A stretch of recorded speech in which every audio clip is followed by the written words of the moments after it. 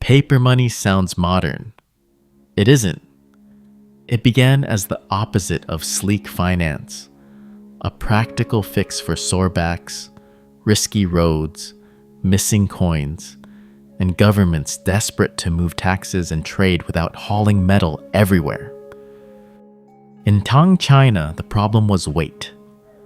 Big payments meant hauling strings of bronze coins for miles, slow, awkward, and perfect for bandits. So merchants and taxpayers started using feiqian, paper remittance slips issued in one place, redeemed in another. You couldn't spend them like everyday cash yet, but the breakthrough was huge. The value moved on paper, while the metal stayed put. In 1023, the Song government stepped in at Chengdu and opened an official jiaozi bureau. What merchants had pioneered as handy paper notes now got the state seal behind it. That changed everything. A local trading tool became real public currency. Officials also banned private issuers because one city cannot run on lookalike promises. For many historians, this is the moment paper money becomes government money. Now the state cleans up the chaos. Instead of every note looking different, officials issue one standard jiaozi system with fixed denominations. Some accounts put them at 1 to 10 guan. Big paper values in a world still used to strings of coins. That shift is huge. Money works better when merchants can recognize it instantly. Paper had been a handy patch. Now it starts to look like a real currency network.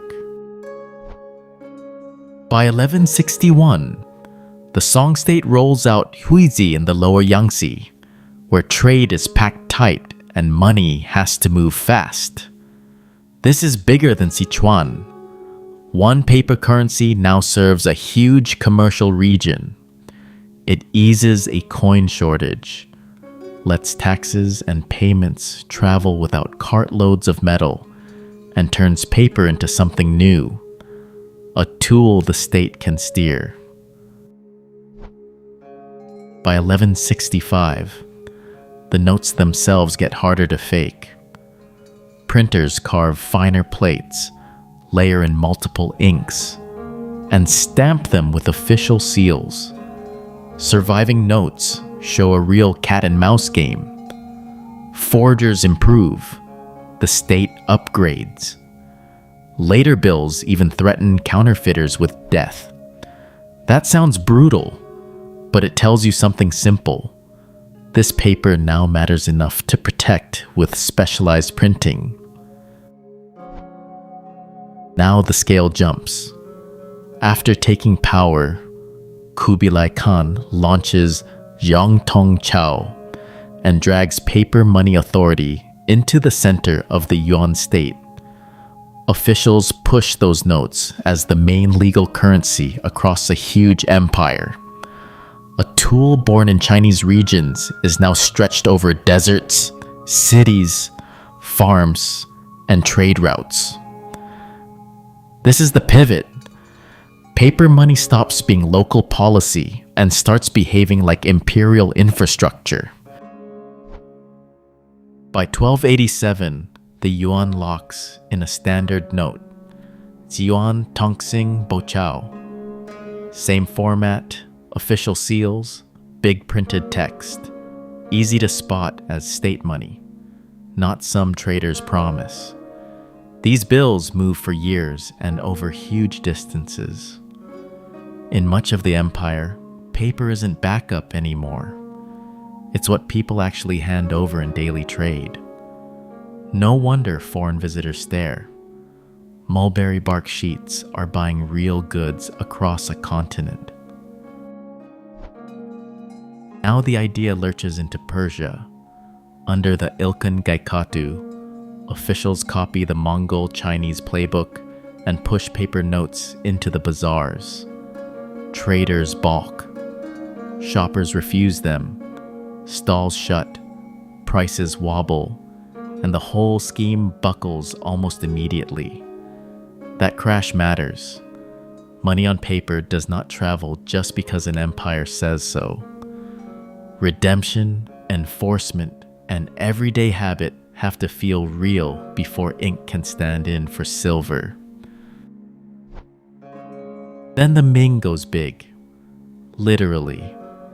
Its Da Ming Tongxing Bao Chao arrives as a sheet about 34 by 22 centimeters, closer to a placard than a wallet note. Printed right on it, state authority, official value, and blunt anti-counterfeiting threats. Some of the oldest surviving banknotes look less like delicate cash and more like government posters you could spend. Then Sweden hits the same wall. Its copper money so heavy you can picture people lugging slabs instead of coins. In 1661, Stockholm's Banco prints Europe's first banknotes, more than 6 centuries after China tried it. The logic is instantly familiar. Metal is miserable to carry. Paper is light. Different continent, same pattern. When weight, distance, and trust strain coins, paper keeps coming back. By the end, money had become something stranger than metal, a promise people agreed to trust. Once that clicked, a thin sheet of paper could move armies, taxes, and trade farther than a cart full of coins.